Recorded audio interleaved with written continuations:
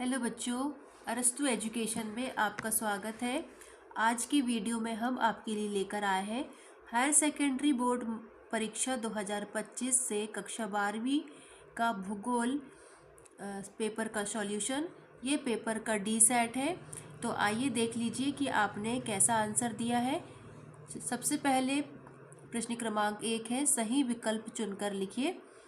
पहला है, मानव विकास की कल्याणकारी अथवा मानवतावादी विचारधारा का संबंध मुख्यतः किस प्रकार के कल्याण से था। इसका सही उत्तर है ऑप्शन अ, आर्थिक कल्याण। दूसरे का उत्तर है ऑप्शन बा, हिमालय के पर्वतीय भाग। तीसरे का उत्तर है ऑप्शन सा, घुमंतु पशुपालन। चौथे का उत्तर है ऑप्शन सा, शिक्षा। पांचवे का उत्तर है ऑप्शन सा, कांडला पत्तन। छठे का उत्तर है ऑप्शन बा, औद्योगिक प्रक्रियाएं। आगे बढ़ेंगे। प्रश्न क्रमांक 2, रिक्त स्थानों की पूर्ति करें। पहला है, क्षमता निर्माण दृष्टिकोण प्रोफेसर अमर्त्य सेन से संबंधित है। दूसरा है, इसका खाली स्थान में आएगा कृषि। तीसरे के खाली स्थान में आएगा हिंदी। चौथे के खाली स्थान में आएगा ग्रीष्म ऋतु। पांचवे के खाली स्थान में आएगा बोरे एवं मोटे कपड़े। और छठे खाली स्थान में आएगा 1988। आगे बढ़ेंगे। प्रश्न क्रमांक 3, सत्य या असत्य चुनकर लिखिए। पहला है सत्य। पहला क्वेश्चन है जो है, जर्मन भूगोलवेत्ता राज्य या देश का वर्णन जीवित जीव के रूप में करते थे, यह कथन सत्य है। दूसरा कथन भी सत्य है। तीसरा असत्य है।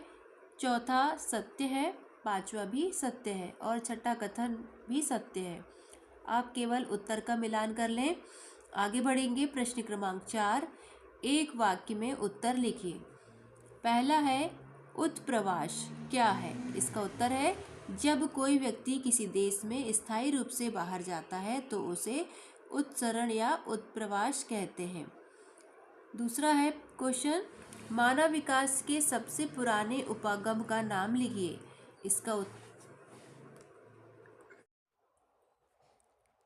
मानव विकास के सबसे पुराने उपागम का नाम लिखिए।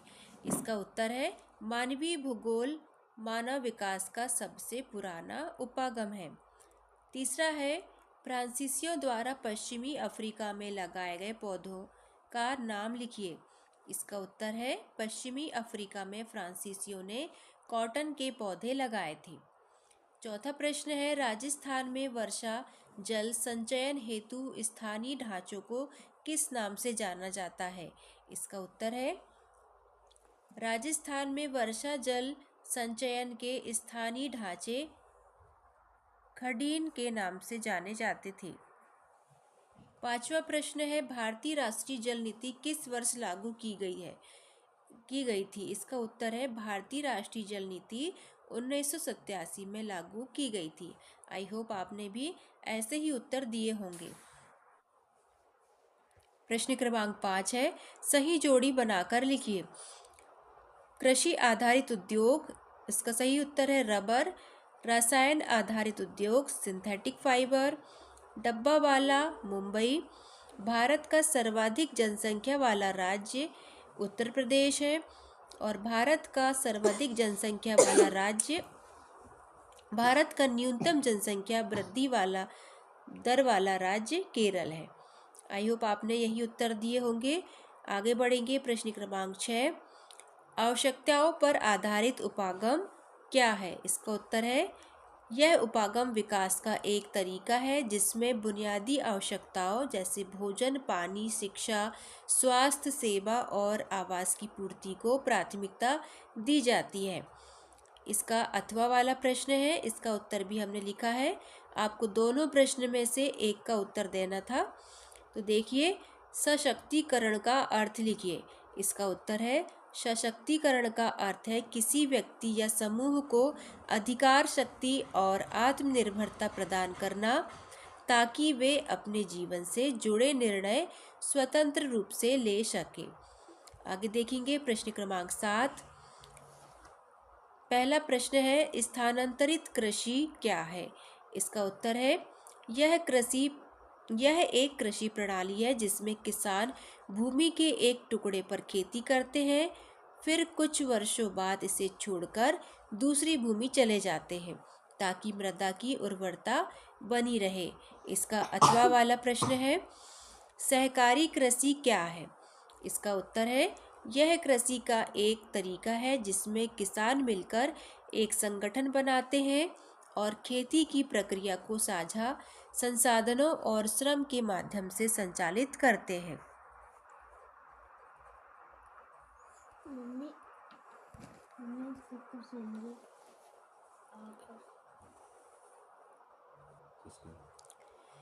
बच्चों, अब यदि आपने हमारे चैनल को सब्सक्राइब नहीं किया है तो सब्सक्राइब कर ले। हम आपके लिए सभी पेपर के सॉल्यूशन लेकर आने वाले हैं। तो चलिए आगे बढ़ेंगे। प्रश्न क्रमांक 8, प्रौद्योगिकी नवाचार क्या है?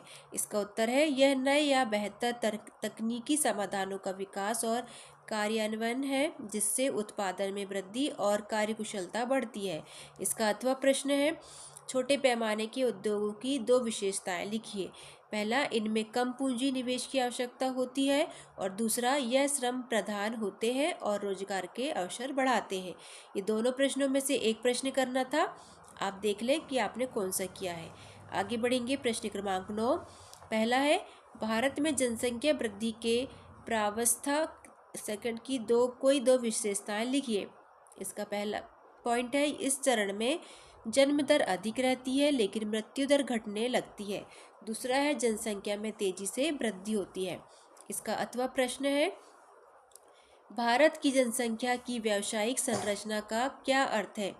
इसका उत्तर है यह उस संरचना को दर्शाता है जिसमें लोग विभिन्न आर्थिक गतिविधियों प्राथमिक, द्वितीयक और तृतीयक क्षेत्र में संलग्न रहते हैं। इसके भी दो प्रश्न थे जिसमें से एक का उत्तर देना था। आगे बढ़ेंगे। प्रश्न क्रमांक 10, पहला है भारत में पल्लवी बसावटों की कोई दो विशेषताएं लिखिए। इसका उत्तर है यह छोटे छोटे बस्तियों के समूह होते हैं। दूसरा, यह मुख्य रूप से ग्रामीण क्षेत्रों में पाए जाते हैं। इसका अथवा वाला प्रश्न देखिए, भारत के मध्यकालीन नगरों की कोई दो विशेषताएं लिखिए। पहला, ये नगर व्यापार और प्रसाधन के केंद्र थे और दूसरा, इनमें किले, महल, मस्जिद और मंदिर प्रमुख संरचनाएं थी।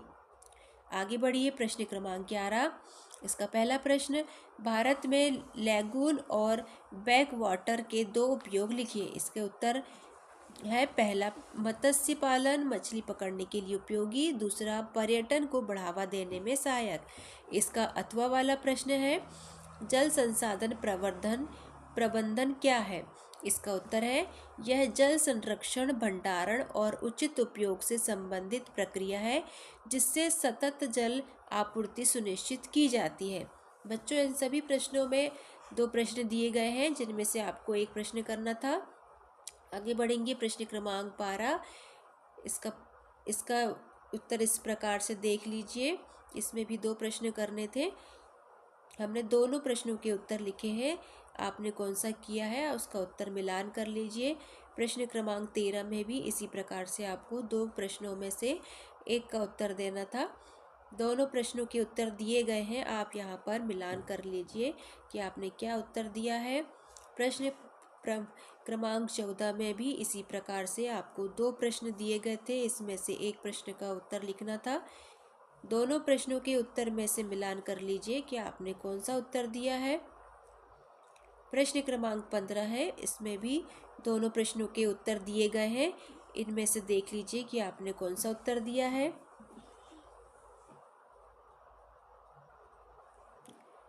आगे बढ़ेंगे। प्रश्न क्रमांक 16, इसके भी दो प्रश्न दिए गए हैं, दोनों में से एक का उत्तर लिखना था। आप दोनों प्रश्नों में से देख लीजिए कि आपने कौन सा उत्तर लिखा है।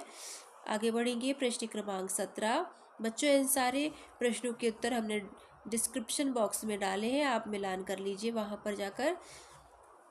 आगे बढ़ेंगे। प्रश्न क्रमांक 17, इन दोनों प्रश्नों में से आपको एक प्रश्न का उत्तर लिखना था। आप यहाँ भी देख लेंगे कि हमने कौन सा उत्तर लिखा है। प्रश्न क्रमांक 18 में भी आपको भारत की प्रमुख खनिज पट्टियों का वर्णन करना था। इसका उत्तर है इस प्रकार है। भारत में 4 प्रमुख खनिज पट्टियां हैं। पहला धात्विक खनिज पट्टी, झारखंड, ओडिशा और छत्तीसगढ़ में लौह अयस्क और बॉक्साइट खनिज पाए जाते हैं। दूसरा गोंडवाना कोयला क्षेत्र झारखंड, पश्चिम बंगाल और मध्य प्रदेश में स्थित है। तीसरा पश्चिमी तटीय पट्टी गोवा और कर्नाटक में लौह अयस्क का उत्पादन होता है। चौथा राजस्थान अरावली पट्टी, इसमें तांबा, सीसा और जस्ता खनिज मिलते हैं। इसका अथवा वाला प्रश्न है, भारत में गेहूं उत्पादन की दशाएं और वितरण का उल्लेख कीजिए। तो इसका उल्लेख इस प्रकार से किया गया है, आपने भी ऐसे ही किया होगा। आगे बढ़ेंगे। प्रश्न क्रमांक 19, दिए गए विश्व के मानचित्र में आदर्श किए गए निम्न क्षेत्र को पहचानते हुए उनके नाम लिखिए। मानचित्र में दर्शाए गए स्थानों के नाम आपको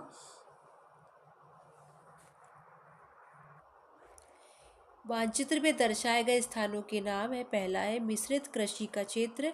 मिश्रित कृषि मुख्य रूप से पश्चिमी यूरोप, फ्रांस या जर्मनी, पूर्वी अमेरिका और दक्षिणी ब्राजील में पाई जाती है।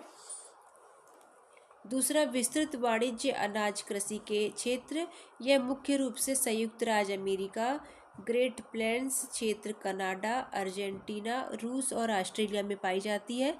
तीसरा योकोहामा, यह जापान में स्थित एक प्रमुख बंदरगाह है, शहर है, इसे यहाँ दर्शाना था। ब्यूनस आयर्स, यह अर्जेंटीना की राजधानी है, यह एक महत्वपूर्ण आर्थिक केंद्र है। सेंट पीटर्सबर्ग, यह रूस का एक प्रमुख बंदरगाह है और ऐतिहासिक शहर है। इन सभी स्थानों को आपको मानचित्र में दर्शाना था। अगला है दृष्टिबाधित परीक्षार्थियों के लिए सैद्धांतिक प्रश्नों के उत्तर। ये दृष्टिबाधित बच्चे हैं, उन्हें ये प्रश्नों के उत्तर लिखने थे।